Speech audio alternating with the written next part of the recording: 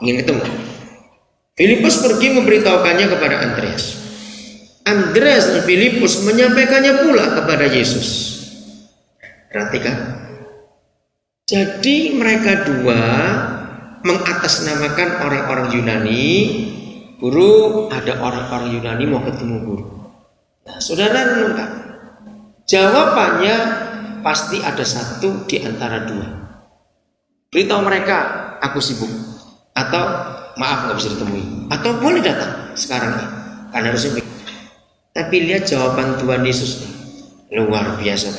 Ayat 23. Tetapi Yesus menjawab mereka, katanya, telah tiba saatnya Anak Manusia dimuliakan.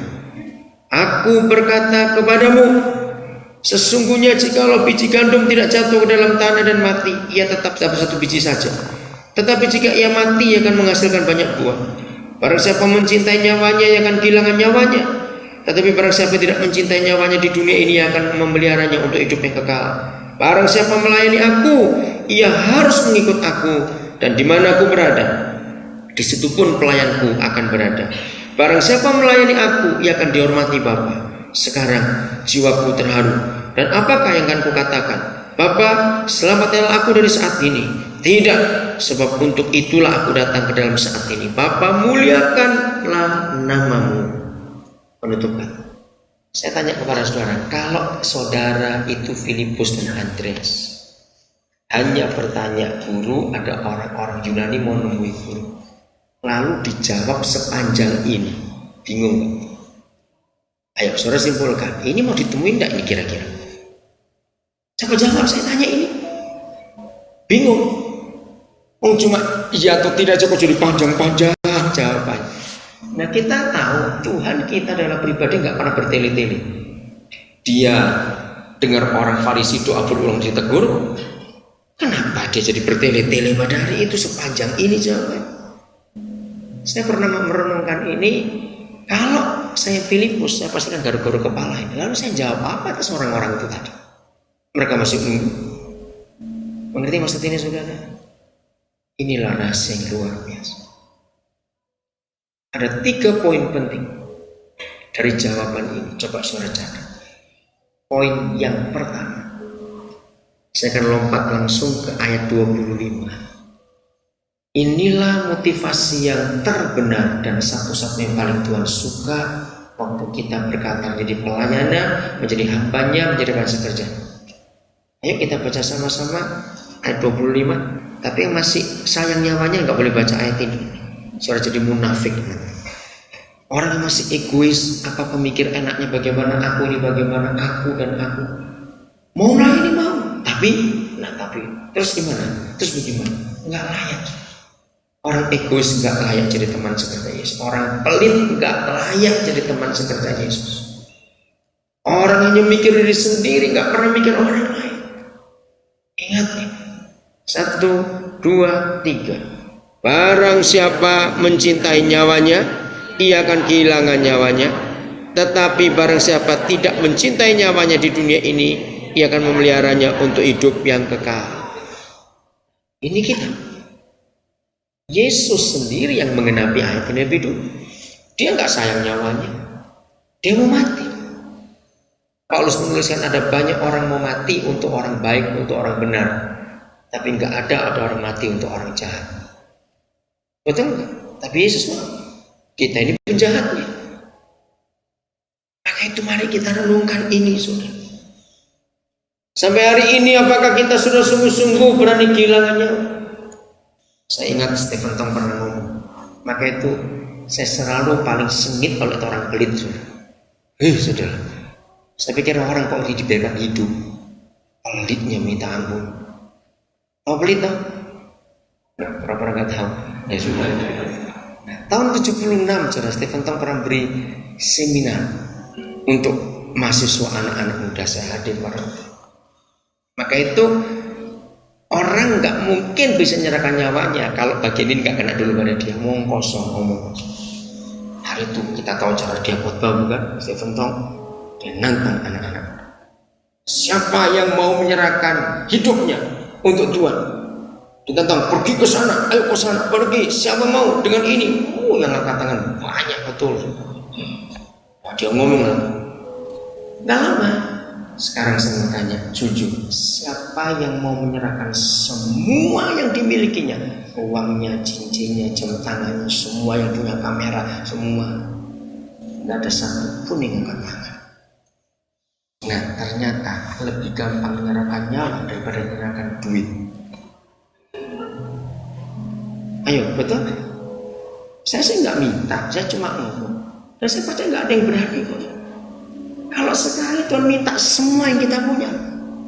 Saya pernah dengar ilustrasi yang sangat indah tentang memberikan hidup kepada Tuhan.